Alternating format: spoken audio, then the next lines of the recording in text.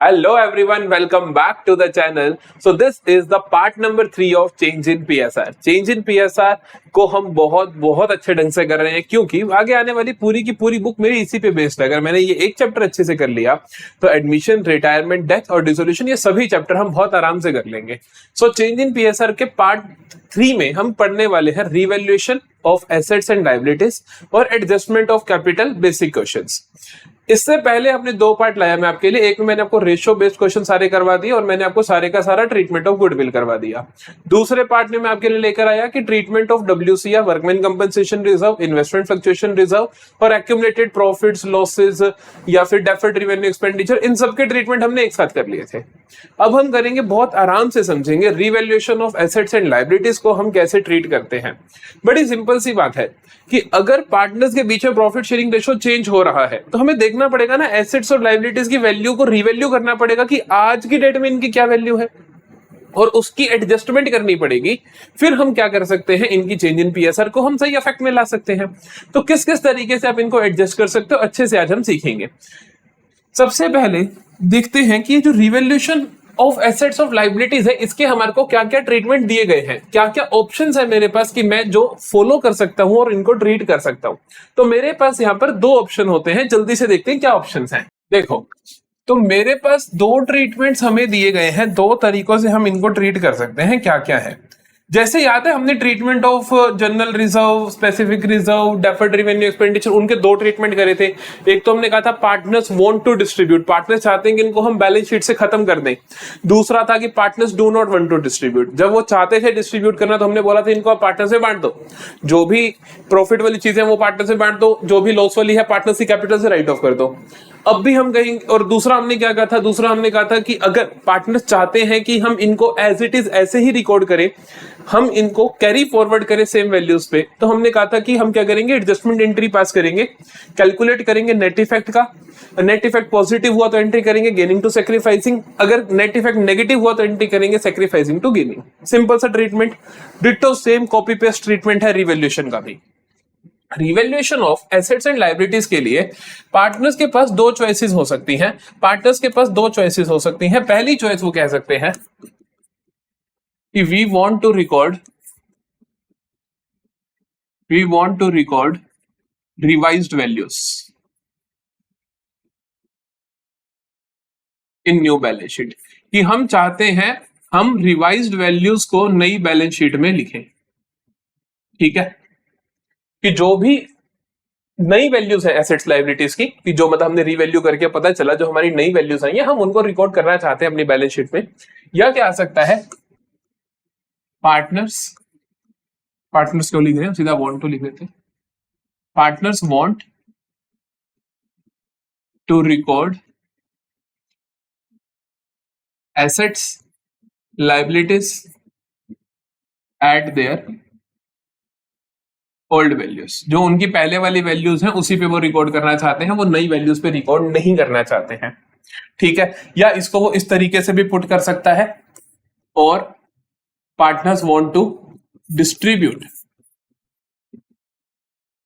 Revaluation profit loss, कि वो revaluation profit loss को बांटना चाहते हैं। तभी तो वो नई वैल्यूज को रिकॉर्ड कर पाएंगे, जब वो कहेंगे कि जो भी रिवैल्यूएशन प्रॉफिट लॉस हो वो बांट लो, इसका मतलब आप नई वैल्यूज पे रिकॉर्ड कर रहे हो। या फिर आपको यहां पे दे सकते हैं कि और partners want to pass adjustment entry pass करना चाहते हैं partners for revaluation of assets liabilities. तो रिवैल्यूएशन ऑफ एसेट्स लायबिलिटीज के लिए वो क्या करना चाहते हैं, एडजस्टमेंट एंट्री पास करना चाहते हैं। तो पार्टनर्स के पास क्या हो सकते हैं, ये दो ऑप्शंस हो सकते हैं। ठीक है जी, पार्टनर्स के पास क्या हो सकते हैं, ये दो ऑप्शंस हो सकते हैं। या तो वो चाहते हैं कि हम नई वैल्यूज को रिकॉर्ड करना चाहते हैं बैलेंस शीट में, या फिर वो नई वैल्यूज को रिकॉर्ड नहीं करना चाहते हैं बैलेंस शीट में। दोनों में क्या होगा, if they want to record new values, तो यहां पर आप क्या करते हो, रिवैल्यूएशन अकाउंट बनाते हो। Revaluation account is prepared. उसके बाद आप क्या करते हो, जो भी बैलेंसिंग फिगर होता है, जो भी बैलेंस होता है, बैलेंसिंग फिगर होता है of revaluation account, either that is revaluation पे या तो आपको प्रॉफिट होगा, है ना, रिवैल्यूएशन अकाउंट बनाया तुमने, या तो रिवैल्यूएशन पे प्रॉफिट होगा या फिर क्या होगा, रिवैल्यूएशन पे लॉस होगा। या तो रिवैल्यूएशन पे प्रॉफिट होगा या रिवैल्यूएशन पे लॉस होगा। अगर रिवैल्यूएशन पे प्रॉफिट होता है तो आप क्या करोगे, पार्टनर्स कैपिटल को क्रेडिट कर दोगे। अगर लॉस होता है तो आप क्या कर दोगे, पार्टनर्स कैपिटल को डेबिट कर दोगे। As simple as that. समझ आती है बात। हमने क्या करना है, रिवैल्यूएशन अकाउंट बनाना, जो भी बैलेंसिंग फिगर होगा वो बेसिकली पार्टनर्स कैपिटल अकाउंट आएगा, दैट्स इट। चाहे वो ऑटोमेटिकली अगर प्रॉफिट होगा तो उनकी कैपिटल क्रेडिट हो जाएंगी, अगर वो लॉस होगा तो उनकी कैपिटल डेबिट हो जाएगी। इतना ही ट्रीटमेंट। और किस रेशो में बांटना है, पुरानी चीज है ना, पुरानी चीजों का प्रॉफिट लॉस है तो ओल्ड रेशो में बटेगा। आई बात समझ। अब बात करते हैं, if they want to record assets and liabilities at previous values, they do not want to record the change in values of assets and liabilities, वो एडजस्टमेंट एंट्री पास करना चाहते हैं, तब क्या होगा, फिर कोई भी अकाउंट नहीं बनाया जाएगा, क्योंकि अकाउंट जब बनता है तो फिर वैल्यूज चेंज हो जाती है एसेट लायबिलिटी की। अकाउंट नहीं बनेंगे हम क्या बनाएंगे, हम निकालेंगे, कैलकुलेट करेंगे। ये नहीं कि हम चीजों का ट्रीटमेंट सबका करेंगे, calculate the net effect of revaluation of assets and liabilities। वही जो आपने पहले रिजर्व वर्ल्ड टाइम में किया था कि हम क्या करेंगे, नेट इफेक्ट निकाल लेंगे रिवैल्यूएशन ऑफ एसेट लायबिलिटी का। हो सकता है फायदे की बात हो सकता है नुकसान की बात हो।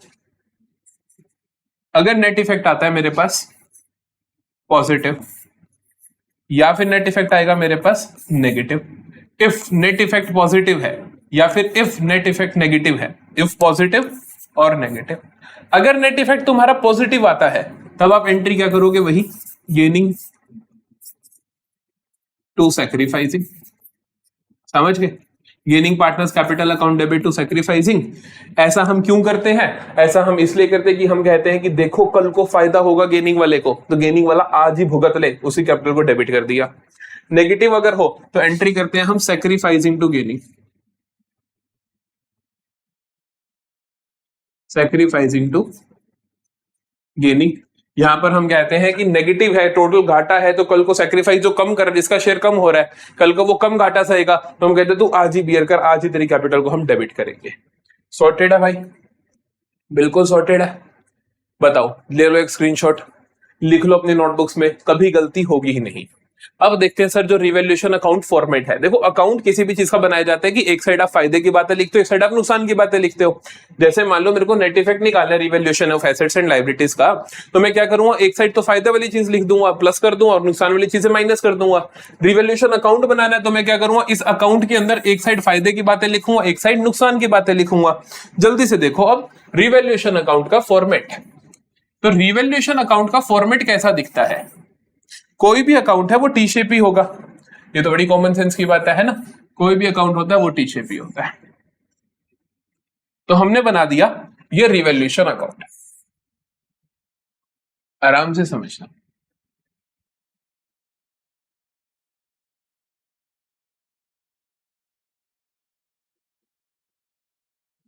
Revaluation account. रिवैल्यूएशन अकाउंट मैंने कहा एक साइड फायदे की बात है, एक साइड नुकसान की बात है। रिवैल्यूएशन अकाउंट का कोई आपसे नेचर पूछे तो इसका नेचर होता है नॉमिनल नेचर। नॉमिनल नेचर का मतलब जानते हो ना तुम, डेबिट एक्सपेंसेस एंड लॉसेस। कोई भी नुकसान की बात है डेबिट कर दो, क्रेडिट कर दो इनकम्स एंड गेन्स। कोई भी फायदे की बात है आप क्या कर दो, उसको क्रेडिट कर दो, बस। रिवैल्यूएशन अकाउंट का एक नाम और भी होता है, वो नाम होता है इसका profit and loss adjustment account, क्योंकि हम यहाँ पे क्या कर रहे हैं, प्रॉफिट और लॉसेस को एडजस्ट कर रहे हैं for the assets and liabilities. ठीक है, रिवैल्यूएशन अकाउंट की हम बात कर रहे हैं तो नॉमिनल अकाउंट है, debit expenses losses credit incomes gains. फायदे की बात हो तो क्रेडिट साइड में लिख दो, नुकसान की बात हो तो डेबिट साइड में लिख दो। अब बात बताओ मेरे को, अब एसेट्स और लायबिलिटीज की वैल्यूज कम ज्यादा की बात कर रहे हो आप। अगर मेरे पास एसेट की वैल्यू इंक्रीज होती है तो आपको क्या लगता है, फायदे की बात है या नुकसान की बात है? अगर सर एसेट की वैल्यू इंक्रीज होगी तो फायदे की बात है, तो हम रिवैल्यूएशन की क्रेडिट में लिखेंगे by increase in asset. Increase in asset credit होगा। लायबिलिटी की वैल्यू रिड्यूस हो गई तब भी फायदे की बात है, तो बाय डिक्रीज इन लायबिलिटी। कोई तुम्हारे को अनरिकॉर्डेड एसेट मिल जाए कि पहले से रिकॉर्ड ही नहीं कर रखी थी, वो भी फायदे की बात है, बाय अनरिकॉर्डेड एसेट अकाउंट। इसी तरीके से नुकसान की बात क्या होगी, अगर किसी एसेट की वैल्यू रिड्यूस हो जाए तो आप कहोगे to decrease in asset. Similarly कोई लायबिलिटी की वैल्यू इंक्रीज हो जाए तो टू इंक्रीज इन लायबिलिटी, नुकसान की बात है।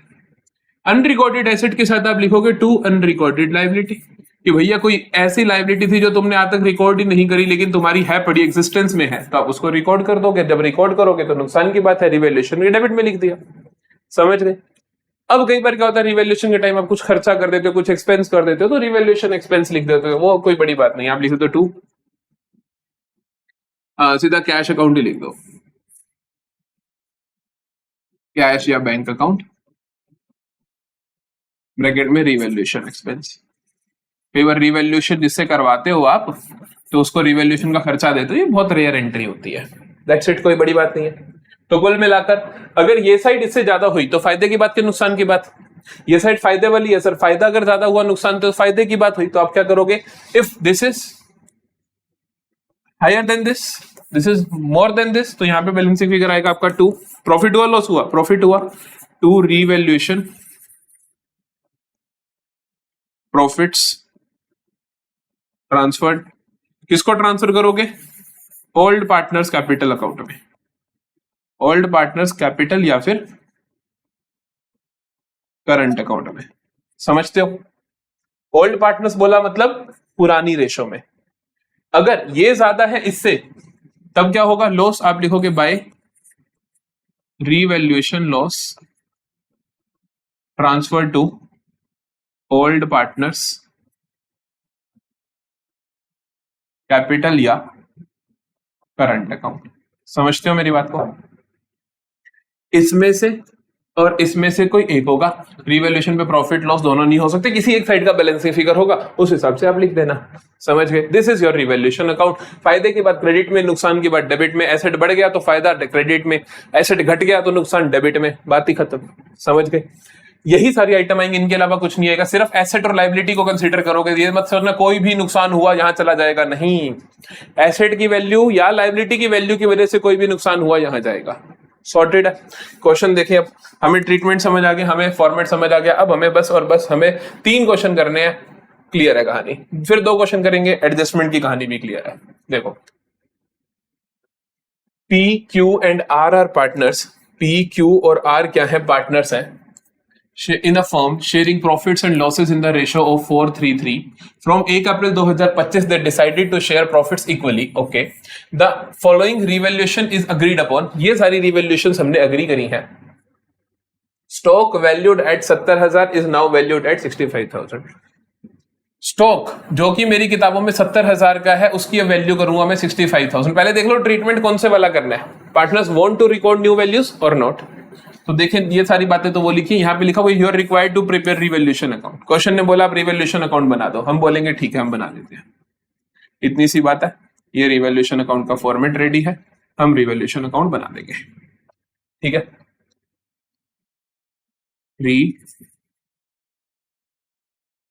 Revaluation account debit credit. पहली चीज देखो, stock valued at 70,000 is now valued at 65,000। फायदा हुआ नुकसान हुआ, 70,000 वाला स्टॉक तुमने 65,000 का कर दिया, नुकसान हुआ, तो आप रिवैल्यूएशन की डेबिट में लिखोगे टू स्टॉक 5,000। कितना आसान हुआ। अगला देखें, machinery costing 1 lakh is now valued at 1,20,000। Machinery जो 1 लाख की थी अब 1,20,000 पे वैल्यू करोगे, फायदा हो गया बाय मशीनरी। कितना फायदा हो उतना लिखना, ये नहीं कि नई वैल्यू पूरी की पूरी लिख दो, जितना फायदा जितना गेन हुआ।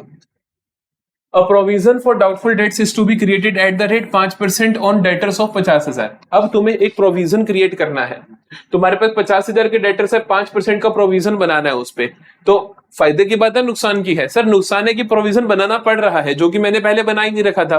तो 5% ऑफ 50,000 कितना हो जाएगा, 2,500 रुपए। तो मैं यहां लिखूंगा to provision for doubtful dates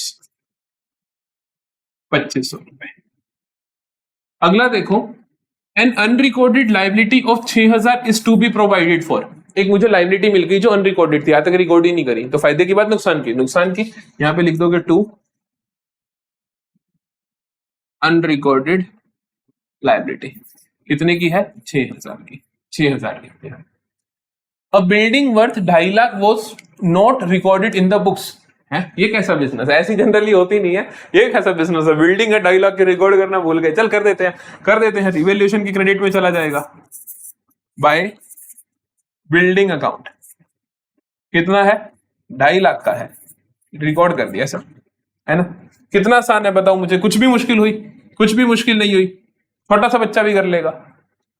अच्छा जी, अब देखो क्या करोगे, अब टोटल करोगे, फायदा ज्यादा नुकसान ज्यादा, देख लो 2,50,000 और 20, 2,70,000। इधर तो कुछ है ही नहीं, तो ये 2,70,000 आया।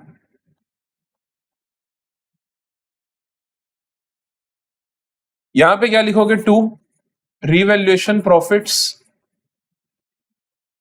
ट्रांसफर टू, किसको ट्रांसफर करोगे, पुराने पार्टनर्स को। पुराने पार्टनर कौन है, PQR। पुराने का मतलब क्या होता है, पुरानी कैपिटल में P's capital, Q's capital, R's capital. अरे जगह ही नहीं है इतनी, तो थोड़ा सा नीचे लिख लेते हैं।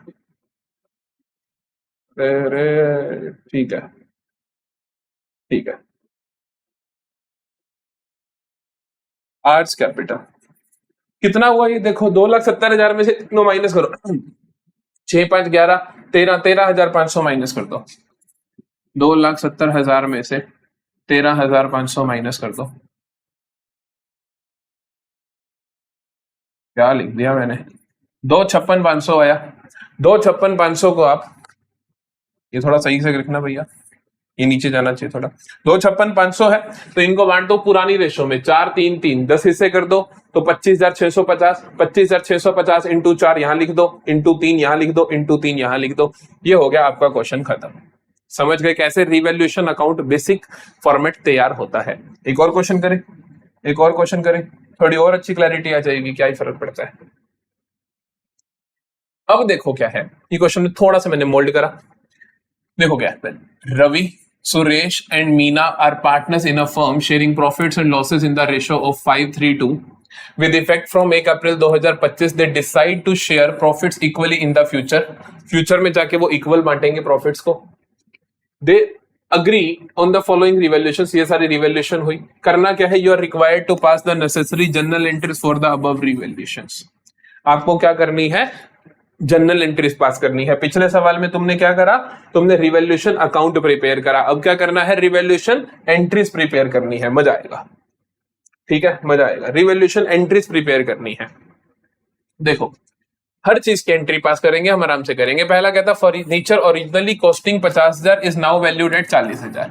फर्नीचर की वैल्यू रिड्यूस हो गई। एसेट अगर रिड्यूस होती है तो एसेट को क्रेडिट करते हैं। और देखो वैसे भी आप देखो दो तरीकों से हो सकते हो, फायदा हुआ नुकसान हुआ, सर नुकसान हुआ तो रिवैल्यूएशन डेबिट, तो रिवैल्यूएशन अकाउंट डेबिट होना चाहिए। एसेट क्रेडिट होना चाहिए, क्योंकि रिवैल्यूएशन के डेबिट साइड में लिखते ही तुम टू फर्नीचर हो, तो एसेट क्या होनी चाहिए, क्रेडिट होनी चाहिए। वैसे भी सोच सकते हो एसेट क्रेडिट होनी ही चाहिए क्योंकि उसकी वैल्यू रिड्यूस हो रही है। तो आप पहली एंट्री क्या करोगे, अरे हमारे पास स्पेस नहीं है, तो हमारे पास पहली एंट्री क्या होगी, देखो रिवैल्यूएशन अकाउंट डेबिट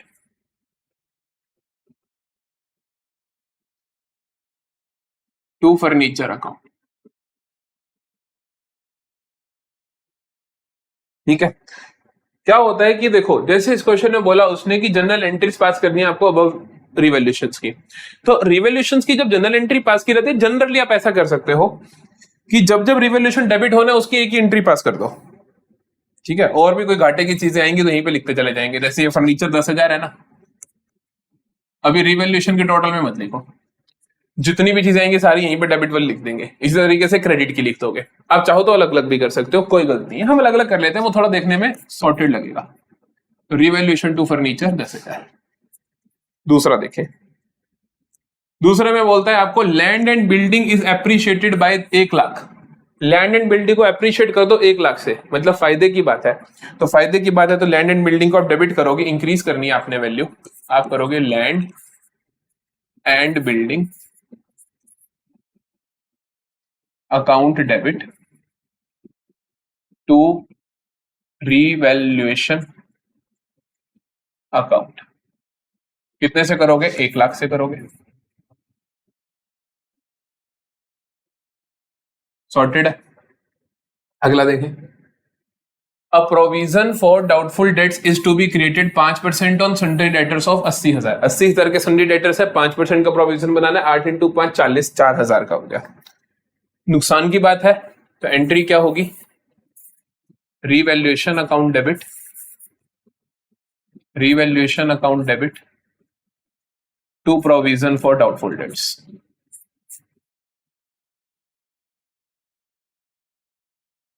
चार हजार। ठीक है, अगला देखो, an old customer whose account of 6,000 was previously written off as bad debts has now paid the amount in full. एक बंदा था जिसको तुमने पहले से बैड डेट मान रखा था, अब उसने आपको पेमेंट दे दी है, पेमेंट आई है तो कैश रिसीव हुआ है। क्रेडिट क्या होगा? क्रेडिट क्या होगा? रिवैल्यू। देखो रिवैल्यूएशन के टाइम पे ये फायदे की बात है, तो रिवैल्यूएशन क्रेडिट होना बनता है। डेबिट क्या होगा? बच्चा सोचता है डेबिट करते बैड डेट्स। अरे बैड डेट्स क्यों करेगा मेरे भाई? बैड डेट्स क्यों करेगा? ये तो अकाउंट ही एग्जिस्ट नहीं करता।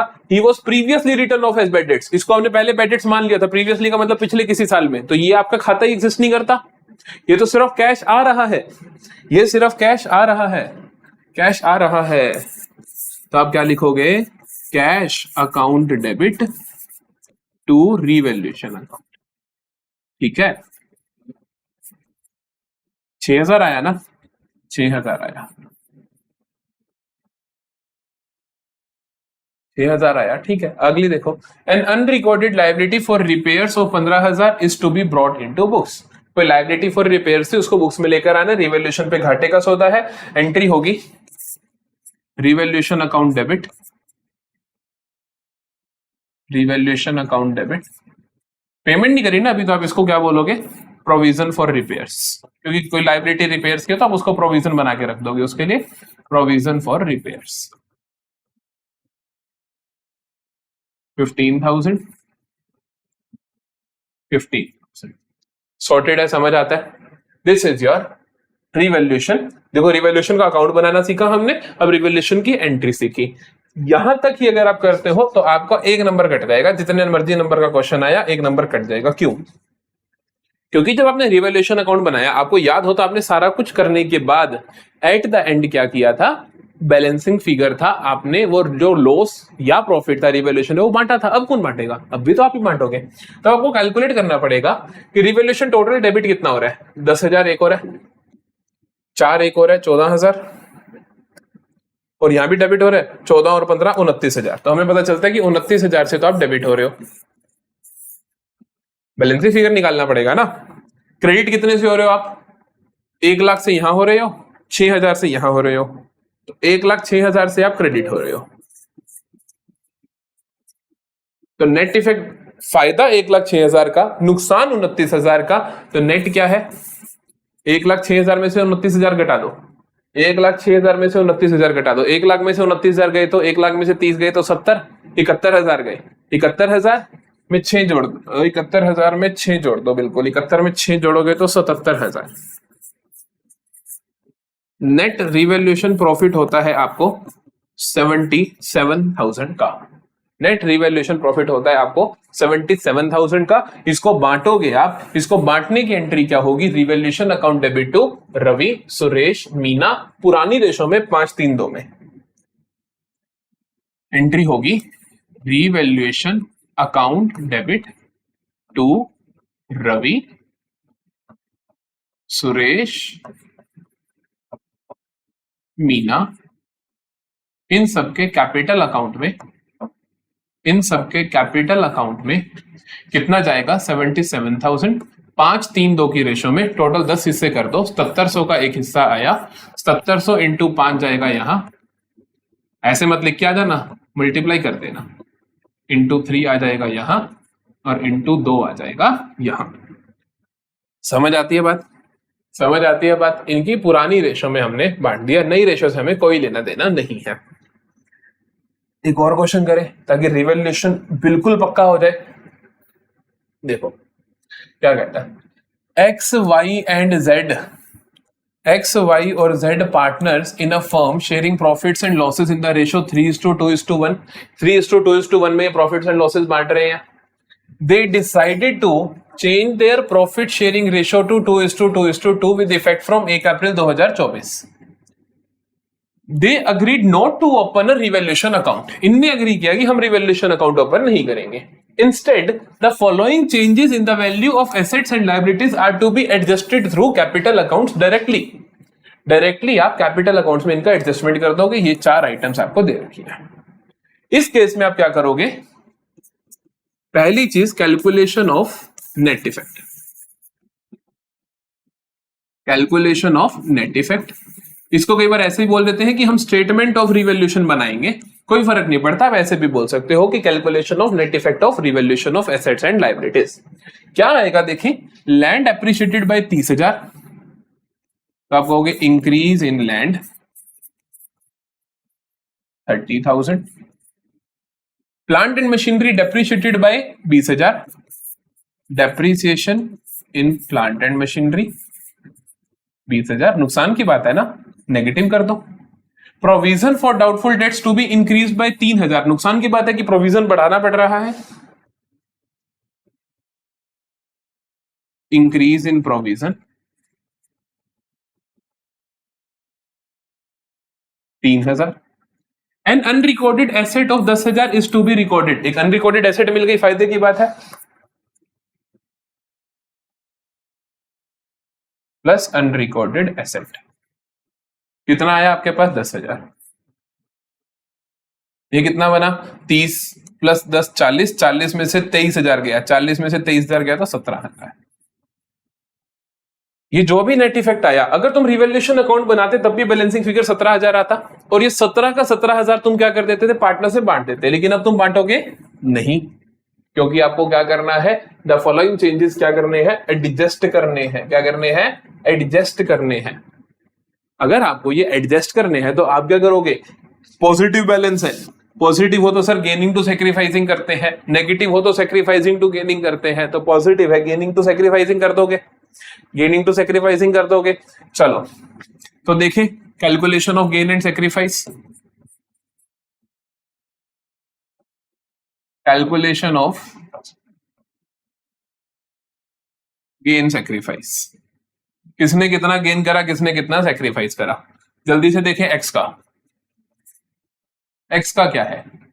एक्स का न्यू माइनस होल्ड कर दो। नया कितना है? 2 तो मतलब 1/3 में से पुराना माइनस कर दो। पुराना माइनस कर दो, पुराना कितना है इसका? 3/6। एलसीएम लोगे 6 आएगा, ये हो गया आपका 2 - 3, तो ये आया आपके पास -1/6। नेगेटिव आंसर आने का मतलब होता है सेक्रीफाइस। नए में से पुराना माइनस किया, आंसर नेगेटिव आया, मतलब कि पुराना ज्यादा था, नया कम है, इसका मतलब सेक्रीफाइस आया। y का देखते हैं, y का नया 1/3, y का पुराना 2/6, तो ये आया 2 - 2 दैट इज 0। कोई गेन नहीं, कोई सेक्रीफाइस नहीं। z का देखते हैं, नया क्या है? 1/3, पुराना क्या था? 1/6, 2 - 1 दैट इज 1/6। इसने क्या करा है? गेन करा है। तो एंट्री क्या होगी? Gaining to sacrificing. एंट्री क्या होगी आपके पास? Gaining to sacrificing. एंट्री किस जगह है? यहां है। तो जनरल एंट्री क्या करोगे आप? Gainer to सेक्रीफाइसर। गेन कौन कर रहा है? जेड कर रहा है। सेक्रीफाइस कौन कर रहा है? एक्स कर रहा है। तो एंट्री क्या होगी? जेड्स capital account debit to X capital account. तो 1/6, 17 का 17,000 लिख दोगे? नहीं, इसका 1/6 लिखोगे। तो इसका 1/6 क्या आएगा आपके पास? 17,000 का 1/6 क्या होता है? 17,000 का 1/6, 6 × 2 12, 5 0, 6 × 8 48, 2 6 3 18, 2 0 6 3 18, तो 2833, 2833, 2833। समझते हो? समझते हो? रिवैल्यूएशन में कोई प्रॉब्लम तो नहीं है? रिवैल्यूएशन अकाउंट बनाना सीख गए, क्योंकि अभी रिवैल्यूएशन अब बहुत लगातार हर चैप्टर में पढ़ने वाले हो, तो हर तरीके की चीजें हम कवर करते चले जाएंगे। रिवैल्यूएशन अकाउंट आया, रिवैल्यूएशन की जर्नल एंट्री आई, रिवैल्यूएशन का एडजस्टमेंट वाला ट्रीटमेंट भी हमें समझ आ गया। अब हम करेंगे एडजस्टमेंट ऑफ कैपिटल। अब हम करेंगे 2 क्वेश्चन करेंगे एडजस्टमेंट ऑफ कैपिटल के, बिल्कुल मुश्किल नहीं होता, बहुत आराम से दोनों क्वेश्चन समझ लेना, कॉन्सेप्ट अच्छे से समझ आ जाएगा। दोनों क्वेश्चन बड़े अच्छे हैं, आराम से समझना, कॉन्सेप्ट अपने आप समझ आएगा। पहला क्वेश्चन देखो बस आप, कहता है कि A B and C are partners in a firm sharing profits in the ratio 2:1। Their capitals after capital, देखो जब भी आप कैपिटल एडजस्टमेंट करते हो, मैं फुल फ्लेज क्वेश्चन करवाऊंगा तब भी आपको और अच्छे से समझ आएगा। एडजस्टमेंट करते वक्त आप जो कैपिटल देखते हो पार्टनर्स की, वो देखते हो आफ्टर ऑल एडजस्टमेंट, ये सारे रिवैल्यूएशन या सब कुछ करने के बाद जो उनकी फाइनल कैपिटल है उसको आप एडजस्ट करते हो। कॉमन सेंस की बात है ना भाई, कि मेरे बिजनेस में जो भी चेंजेस हुए वो सब होने के बाद जो मेरी कैपिटल है उसको एडजस्ट करूंगा ना, मैं पहले वाली को थोड़ी करूंगा, क्योंकि एट द एंड तो मेरी है ही यही कैपिटल, इसी को एडजस्ट करूंगा। तो इसको कर रहे हैं आप। Their capitals after revaluation and distribution of reserve are, ये सब करने के बाद इनकी कैपिटल्स क्या है? कहता है कि ए की है जी 1,20,000, बी की है 1 लाख, सी की है 80,000। They decide to adjust their capitals in the new profit sharing ratio of 3:2:1। वो कहते हैं कि इनकी जो भी कैपिटल है ना, उनको एडजस्ट कर दिया जाए 3:2:1 में without changing the total capital. Total capital जितनी है उतनी रहे, हमें नहीं फर्क पड़ता। वो कहते हैं कि बस इनकी कैपिटल को एडजस्ट कर दो न्यू प्रॉफिट शेयरिंग रेशो में, हमने क्या कर देते हैं, और पास कर दो एंट्री। पहले तो टोटल कैपिटल ऑफ फर्म निकालो। टोटल कैपिटल ऑफ फर्म कितनी है? उसने कहा कि टोटल कैपिटल से हमें मतलब ही नहीं है, सिर्फ उनकी पीएसआर में होनी चाहिए, मतलब जो पहले इनकी कैपिटल है वही टोटल होनी चाहिए। पहले कितनी है इनकी? 1,20 + 10 1 लाख। तो हम कहेंगे पहले वाली कैपिटल जो है 1 लाख प्लस 80,000, समझते हो? तो 1,20 और 80 2 लाख 3 लाख, तो टोटल कैपिटल कितनी होनी चाहिए फर्म की? 3 लाख होनी चाहिए। अब हम कहते हैं रिक्वायर्ड कैपिटल्स कितनी है? रिक्वायर्ड कैपिटल्स कितनी है? रिक्वायर्ड कैपिटल ए की होनी चाहिए नई रेशो के हिसाब से। नई रेशो के हिसाब से ए की रिक्वायर्ड कैपिटल है सर 3:2:1, नई रेशो है, तो उसके हिसाब से इसकी कैपिटल होनी चाहिए 3/6 ऑफ 3 लाख। तो ये हो गया 1.5 लाख, ठीक है। इसी तरीके से बी की कितनी होनी चाहिए रिक्वायर्ड कैपिटल? नई रेशो के हिसाब से 2/6, तो 2/6 ऑफ 3 लाख, तो ये आया 3 पे, तो ये आ गया 1 लाख। इसी तरीके से सी की कितनी होनी चाहिए नई कैपिटल? 1/6 ऑफ 3 लाख, तो ये आ गया आपके पास 50,000। समझते हो? तो required capitals of A B and C आई हमारे पास 1,50,000, 1,50,000। अब हम क्या करते हैं, हम एक छोटी सी टेबल बना देते हैं। यहां पर हम लिखते हैं पार्टनर्स के नाम और ये कॉलम्स। ध्यान से देखना, ये मैं बार बार यूज करूंगा, हर चैप्टर में यूज करूंगा। तो मैं लिखता हूं यहां पे इनकी रिक्वायर्ड कैपिटल कितनी है, पहले एक्चुअल लिख लो, कोई फर्क नहीं पड़ता वो, कि मैं यहां पे लिखता हूं इनकी एक्चुअल कैपिटल कितनी है, यहां मैं लिखता हूं रिक्वायर्ड कितनी है, यहां मैं लिखता हूं डिफरेंस क्या है ना। ए बी और सी है, ये हो गया ए, ये हो गया बी, ये हो गया सी। ए की एक्चुअल कैपिटल कितनी है? एक्चुअल कैपिटल तो 1,20,000 है ना, 1,20, 1,2,3। इससे पेपर की प्रेजेंटेशन बहुत अच्छी लगती है, आपको इसी तरीके का टेबल बनाना चाहिए। बी की एक्चुअल कितनी है? 1 लाख। सी की एक्चुअल कितनी है? 80,000। रिक्वायर्ड कैपिटल्स कितनी है? रिक्वायर्ड है ए की 1.5 लाख, 1,50,000, 1.5 लाख, 1,50,000। ए की एक्चुअल में है 1,20,000, होनी चाहिए कितनी? 1,50,000। तो ए और लेकर आएगा या लेकर जाएगा? ए लेकर आएगा। 30,000 का जो डिफरेंस है ए क्या करेगा? ब्रिंग करेगा। बी की होनी चाहिए 1 लाख, है भी 1 लाख, नील। सी की एक्चुअली में 80,000 है, होनी चाहिए 50,000, तो ये क्या करेगा? 30,000 विड्रॉ करेगा, है ना, ये निकाल कर ले जाएगा। सी निकाल कर ले जाए, ए लेकर आ जाए, एंट्री क्या बनेगी?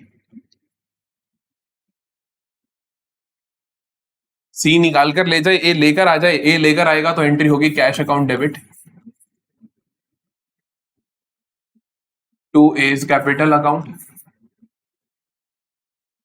30,000 30,000। सी निकाल कर ले जाएगा तो कैश रिड्यूस होगा और सी की कैपिटल भी रिड्यूस, तो C is capital account debit to cash account. कितना है? 30,000। समझ गए? गलती से भी ये एंट्री पास मत कर देना कि C is capital to A is capital, वो गलत हो जाएगा। वो गलत इसलिए हो जाएगा क्योंकि एक्चुअली में कैश लेकर आना है तो वो लेकर आएगा, फिर कैश ये लेकर जाएगा तो एक्चुअली में कैश जाएगा, ताकि आप कैश का ट्रीटमेंट भी दिखा सको। इसीलिए दोनों डिफरेंट अलग अलग एंट्रीज करनी है। समझ आता है? एडजस्टमेंट ऑफ कैपिटल का पहला केस क्या होता है कि आपको नई कैपिटल की वैल्यू नहीं दे रखी, सिर्फ इतना बोला कि जो भी कैपिटल है उसको आप न्यू पीएसआर में कर दो। सिर्फ उसने बोला they decide to adjust their capitals in new profit sharing ratio. अब अगले केस में क्या आता है कि आपको वो नई कैपिटल भी बता देता है। देखो सारी कहानी सेम है।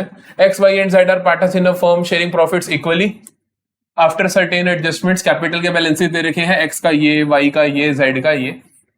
दे now decide to keep the total capital of firm at 4,20,000। अब उनने डिसाइड किया कि हम एग्जैक्ट कोई फिगर चाहते हैं कि इतनी कैपिटल फर्म में होनी चाहिए to be adjusted in their new profit sharing ratio of 4:3:3। और ये सारी होनी किस रेशियो में चाहिए? 4:3:3 में। एक्सेस और deficit if any is to be brought in और withdrawn in cash. Calculate the new capitals of each partner and pass the necessary entry. फिर से मैं एडजस्टमेंट टेबल बनाता हूं एक्स वाई जेड की। फालतू कॉलम हो गया ना, ये डिफरेंस का हो गया एक्चुअल। ठीक है, देखो एक्स वाई जेड। फिर से हम कहेंगे, एक तो हम लिखेंगे यहाँ पे एक्चुअल कैपिटल कितनी है आपकी, एक यहाँ लिखेंगे रिक्वायर्ड। रिक्वायर्ड होता है as per the information given, जैसा क्वेश्चन बोलना चाहता है उस हिसाब से आप देख लोगे। यहाँ पे आप लिख दोगे अपना डिफरेंस। ठीक है, एक्स का एक्चुअल कैपिटल कितना है और रिक्वायर्ड कितना है। एक्स का एक्चुअल कैपिटल है 1,50,000। रिक्वायर्ड अभी हमने किसी का नहीं निकाला, हम निकाल लेंगे। एक्चुअल वाई का भी लिख लेते हैं 1,20,000। जेड का भी लिख लेते हैं 90,000। रिक्वायर्ड उसने बोला कि total capital of firm should be 4,20,000। Total capital of firm होनी चाहिए 4,20,000, जो कि होनी चाहिए इस प्रॉफिट शेयरिंग रेशियो में, दैट इज 4:3:3। 4 3 7 3 10 10 इससे कर दो 4,20,000 के 10 इससे तो 42,000 का एक। 42,000 इंटू 4 इसकी होनी चाहिए, 42,000 इंटू 4 इसकी, 4 इंटू 2 8, 4 इंटू 4 16, तो 1,68,000 इसकी होनी चाहिए। 3 इंटू 42, 3 इंटू 2 6, 3 इंटू 4 12, तो 1,26,000 इसकी होनी चाहिए, 1,26,000 ही इसकी होनी चाहिए। समझ गए? एक्स की एक्चुअली में 1,50,000 है, होनी चाहिए 1,68,000, तो ये और लेकर आएगा, तो ये डिफरेंस 18,000 क्या करेगा? ब्रिंग करेगा। वाई की है 1,20,000, होनी चाहिए 1,26,000, तो ये 6,000 का डिफरेंस क्या करेगा? ब्रिंग करेगा। समझते हो? जेड 90,000 है, होनी चाहिए 1,26,000, तो 36,000 जो डिफरेंस है, ये 36,000 जो डिफरेंस है वो क्या करेगा? ब्रिंग करेगा। समझते हो? तीनों ही ब्रिंग करेंगे, तो भाई साहब फर्म के पास तो पैसा ही पैसा होगा। एंट्री होगी फर्म के पास cash account debit to X capital account to Y's capital account to जेड्स कैपिटल अकाउंट। कितना आ रहा है? 36 और 6 42 और 18 60,000। 60,000 आ रहा है, टोटल आ रहा है 60,000। 18 1 6 1 36,000। समझ गए? यहां पे जैसे क्वेश्चन ने लिखा कि एक्सेस और deficit if is to be brought in और विड्रॉन इन कैश, मतलब कुछ और तरीका भी होता है, करंट अकाउंट भी हो सकता है। कई बार क्वेश्चन कहता है कि आप इनकी कैपिटल्स को एडजस्ट करो यूजिंग करंट अकाउंट, तब आप करंट अकाउंट से करते हो। तो जो आपने कैश लिखा इसकी जगह करंट अकाउंट लिखते हैं। फिर आप लिखते हैं एक्स का करंट अकाउंट डेबिट, वाई का करंट अकाउंट डेबिट, जेड का करंट अकाउंट डेबिट टू, ये सारे कैपिटल अकाउंट बिल्कुल ठीक लिखे हैं आपने, और करंट अकाउंट में जितना जितना पैसा लेकर आना है वो लिख देते हैं। पिछले क्वेश्चन अगर करंट अकाउंट बोला होता तब हम क्या करते, तब भी हम यही करते कि यहाँ कैश की जगह करंट अकाउंट आ जाता, A current account debit to A capital, C capital to C current account. Got it? So ये हो गया हमारे पास एडजस्टमेंट ऑफ कैपिटल भी। अब मिलेंगे हम नेक्स्ट क्लास में, जहां पर हम करेंगे फुल फ्लेज्ड क्वेश्चंस, जिसके अंदर हमें बनाना होगा रिवैल्यूएशन अकाउंट, हमें बनाना होगा पार्टनर्स कैपिटल अकाउंट, हमें बनानी होगी balance sheet of the firm. तो हम full fledged question next class में करेंगे। आराम से 2 या 3 क्वेश्चंस करेंगे, देखेंगे जितना टाइम हमारे पास 40-50 मिनट की क्लास में जितने हो सके तो मैं बाद में दोबारा भी हम रिवीजन करेंगे, तो कोई प्रॉब्लम नहीं है। तो हम अगली क्लास में इसे फुल फ्लेज्ड क्वेश्चन डिस्कस करेंगे। कॉन्सेप्ट वाइज ये चैप्टर बिल्कुल खत्म हो चुका है। अगर आप वो 6 मार्कर क्वेश्चन भी करने बैठोगे तो आप अपने आप कर पाओगे। क्यों? क्योंकि कॉन्सेप्ट बिल्कुल खत्म हो चुका है, इंक्लूडिंग एडजस्टमेंट ऑफ कैपिटल। सो जल्दी मिलते हैं। तो इसी शेड्यूल के हिसाब से परसों मिलेंगे हम अपने चैप्टर 3 के ही, चैप्टर 3 चल रहा है ना, हाँ, चैप्टर 3 के ही पार्ट नंबर 4 के साथ, that is change in PSR का पार्ट नंबर 4। तब तक के लिए बाय बाय।